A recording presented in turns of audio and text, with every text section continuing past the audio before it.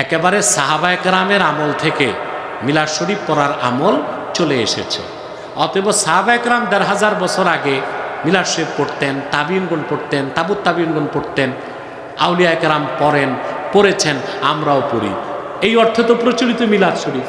আর এই প্রচলিত মিলাদ শরীফ পড়াই তো তাইলে সওয়াব বলে গণ্য হবে, অপ্রচলিত নিয়মে চলবে না। আর মিলাদ শরীফের যে কিয়াম, এটাকে আমরা জনপুর ও ফুরফুরা মুস্তাহাব মুস্তাহসান বলি। করলে সওয়াব, না করলে গুনাহ নাই। তবে কেউ যদি না বুঝে বেদাত শিরক বলে, সে গোমরাহ এবং ফিতনাবাজ।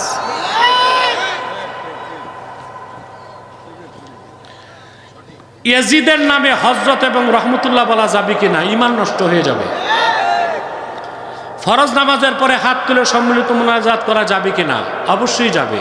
ফরজ নামাজের পর মুনাজাতের কথা কোরআন কারীমে আল্লাহ বলে দিয়েছেন, ফাইদা ফারাক্তা